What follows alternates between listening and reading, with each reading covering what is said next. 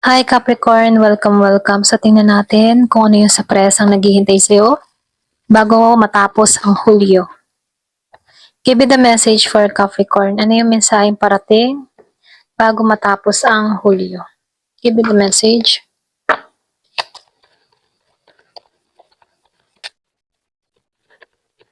Ano yung surprise ang parating bago matapos ang Hulyo? Capricorn.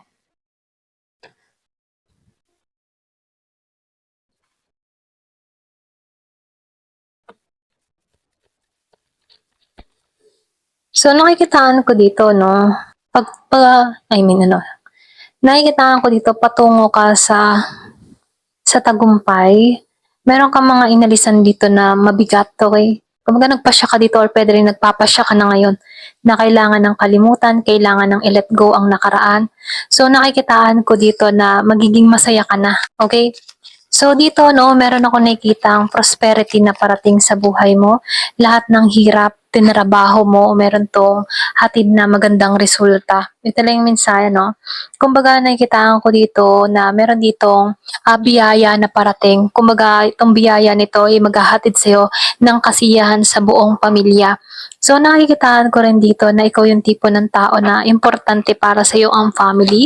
Iniingatan mo ang pamilya, okay? Binibigyan mo ng pansin palagi ang pamilya mo. Doon ka nakatuon para mabigyan sila ng magandang kinabukasan. So nakikitaan ko dito, lahat ng mga sakripisyo mo meron tong magandang bunga.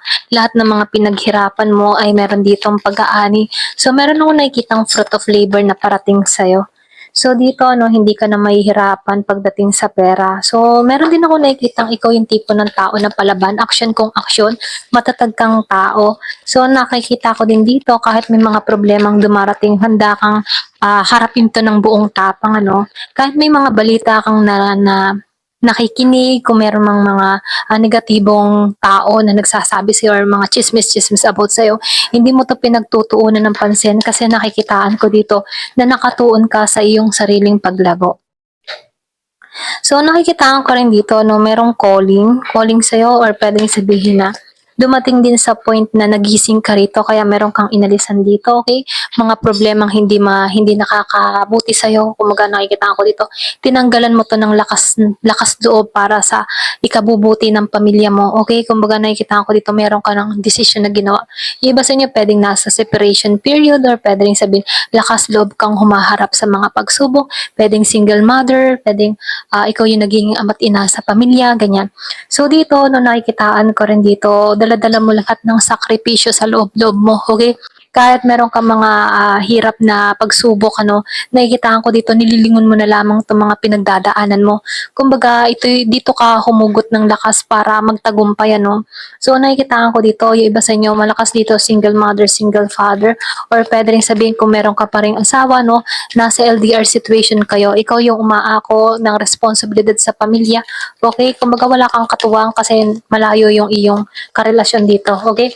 So nakikitaan ko dito, ikaw yung nasa sa'yo lahat, ano? Kumbaga nasa iyo yung pagpapasya, nasa sa'yo yung lakas, okay? Kumbaga ang pamilya mo sa'yo humuhugot ng lakas, okay?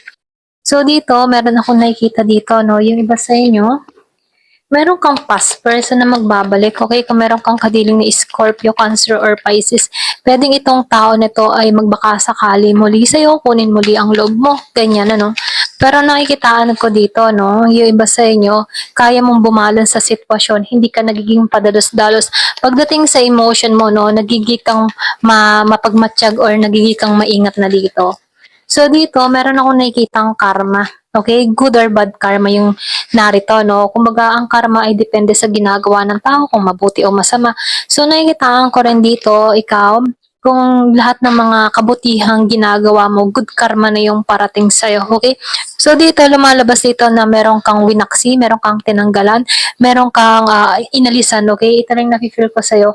Kumbaga, andun yung pag-uusig sa mga taong gumagawa ng masama sa'yo, at nakikitaan ko rin dito, maganda na yung dumarating sa'yo, okay? So dito, no, nakikitaan ko dito, malaking transformation yung nangyari sa'yo. Kahit baga may mga pagsubok kang kinakaharap dito, buong tapang mo tong hinaharap dito, hindi ka papatalo, kumbaga handa ka, kahit may mga balakid, ano, kumbaga nakikitaan ko dito yung katapangan, katatagan mo. So nakikitaan ko rin dito yung iba sa inyo magbubukasan ng oportunidad. May mga sabay-sabay na alok, meron ding sabay-sabay na tao papasok sa buhay mo. So dito mamimili ka dito pero ganun pa man galingan mo yung pagpili dito, ano?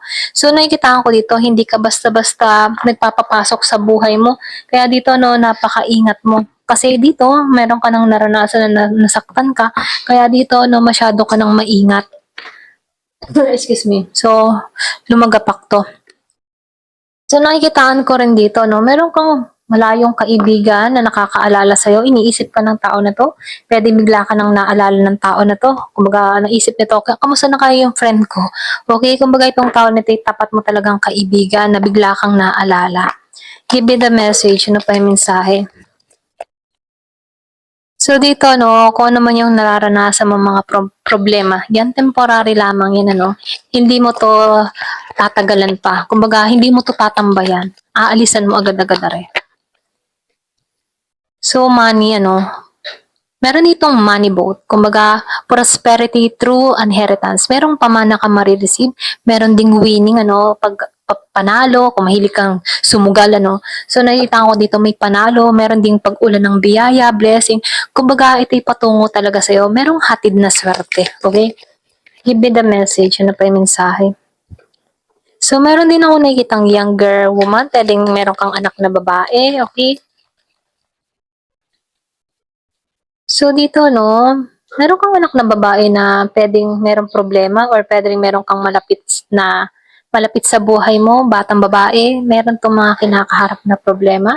Okay, pwedeng nahingi to ng advice or pwedeng ikaw yung makakatulong sa sitwasyon ng tao na to. Okay? So, meron akong nakikita ditong good fortune na parating, meron magandang mangyayari, magandang magaganap, meron ditong blessing na parating. Okay? Pwedeng dito mula galing dito sa taong ito, pwedeng lolo, lola, okay? Na kung saan, no, pwedeng dito magmula yung inheritance, pamana, ayan.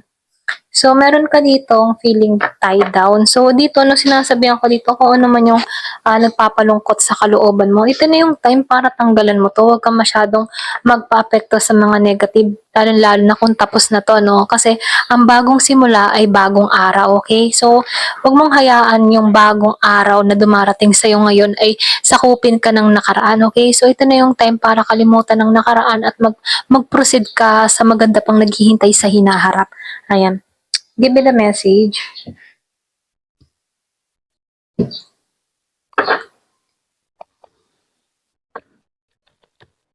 So dito, no, stepping into a new experience. So nakikita ko dito pwedeng paglalakbay to, bagong experience, bagong pakikipagsapalaran, pwedeng handa ka na muli na sumubok ng bago. So, meron dito, wow, so triumph over trouble. So, nakikita ko dito lahat ng mga hadlang, mga gulo, gusot, or mga problema ay mapagtatagumpayan mo yan. Kumbaga, lilipad ka ng matayog, okay? Kumbaga, mataas ang lipad or mataas ang mararating mo. Kaya dito, no, kahit may mga pagsubok ang kinakaharap, laban lang, kasi nakikita ko dito, likas kang matapang, likas kang matatag. So, meron ditong Marso, pwedeng merong nangyari sa yung Marso or pwede rin merong sorpresa magdarating sa'yo sa susunod na taon, Marso, okay? So dito, no, fail. So nakikita ko rin dito, kapag mahirap na yung sitwasyon, kung hindi ka na masaya sa isang pangyayari or sitwasyon, ito na yung time para alisan na to. Okay? Huwag kang magpasakop sa mga kalungkutan, sa mga problema. Ayan, tanggalan mo to.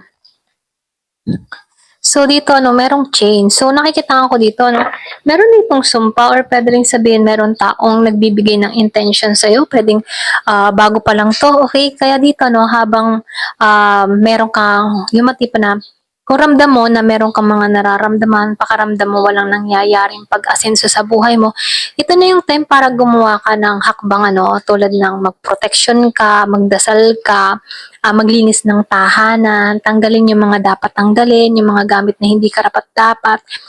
Pwedeng ito yung nagbibigay ng stagnation sa tahanan mo, sa sarili mo, no? Or pwede rin sabihin na mag-insenso ka, mag-cleansing bath, maglagay ka ng mga protection sa tahanan mo. Pwedeng meron ditong taong naiinggit, nagbibigay ng chaos sa buhay mo, mga sumpa, ganyan, ano? So, mainam yung may protection sa tahanan para nang sa ganon, kahit may mga ganito-ganitong gumagawa ng hindi maganda, hindi na tama sa'yo, okay? Kumbaga may hadlang. Gumagawa man sila sa'yo, talabsik lang, hindi ka sapul na sapul, ano? So dito, mainam po yung mag-pray ka, Psalm 91, magdasal ka palagi, na mawasa ka anumang uri ng sumpa, masamang panalangin, masamang intensyon na ginagabot sa'yo. Kung sino man siya, bahala na ang Diyos sa kanya. Ganun, ano? Kasi the more na ipinagpapaubaya natin kay God, lahat ng mga taong gumagawa ng masama sa atin, siya yung kikilos para sa atin. Ilalaban niya tayo, okay? Ayan, ito lang yung mensahe sa'yo. Thank you for watching. Love and peace.